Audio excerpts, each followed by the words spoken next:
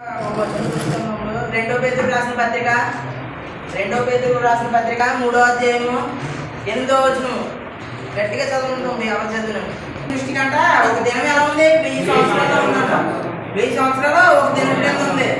ఎందుకు ఉంది? తర్వాత చదువుతున్నప్పుడు కొందరు ఆలస్యమై ఎంచుకున్నట్లు ప్రభు తన వాగ్దానమును గురించి ఆలస్యం చేయవాడు కాడు, కానీ ఎవడను నశింపవాలని నిశ్చయింపగా అందరూ మారుమనసు పొందవాలని కోరుచు మీ ఎడల దీర్ఘశాంతము గల మనం మాత్రం ఈ యొక్క సమయంలోనన్నా మాత్రం అని వెయిట్ చేస్తున్నాడు. నా కుమారుడు నరకంలో వెళ్ళిపోకూడదు, రక్షింపబడాలి, ప్రతి ఒక్కరు పర్లోక రాజ్యంలో చేర్చబడాలి అన్న ఉద్దేశంతో మాత్రమే దేవుడు దీర్ఘశాంతుడై ఆగుతున్నాడు, ఓర్చుకుంటున్నాడు. మనం ఎన్ని తప్పులు చేసిన, ఘోర పాపం చేసిన, వ్యభిచారం, ఇలాగ సిగరెట్లు ఇవన్నీ మందులు తాగడం, తల్లిదండ్రులు నేర్పించడం ఇలాంటివి చేసినా దేవుడు ఓర్చుకుంటున్నాడు. ఎందుకు?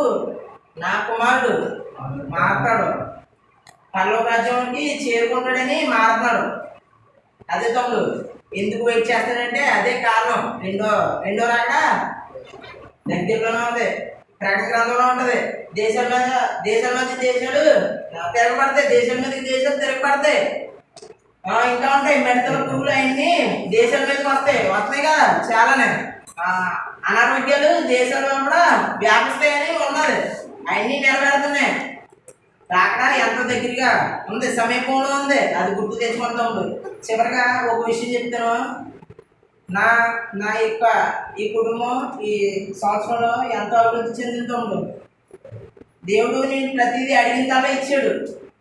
నా తమ్ముడు ప్రతి సంవత్సరం టైఫాయిడ్ తమ్ముడు, టైఫాయిడ్ తెలుసా? టైఫాయిడ్ ప్రతి సంవత్సరం వస్తుంది.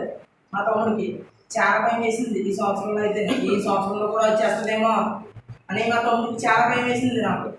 అప్పుడు అన్నయ్య అన్నాడు, నువ్వు భయపడుకో, దేవుని గురించి ప్రార్థన చేసుకో, దేవునికి మొరపెట్టుకొని చెప్పడం ద్వారా నేను దేవునికి మొరపెట్టుకున్నాను. నాకు ఈ లోకంలో ఇచ్చిన ఒక్క స్నేహితుడు నా తమ్ముడు, నా తోడబుట్టు నన్ను తన దూరం చేయకని వేడుకున్నాను. మీరు కూడా మీ పాపాలను విడిచిపెట్టాలి, మనందరం కూడా మన పాపాలను విడిచిపెట్టి దేవునికి దగ్గర అవ్వాలి ఈ సంవత్సరంలో.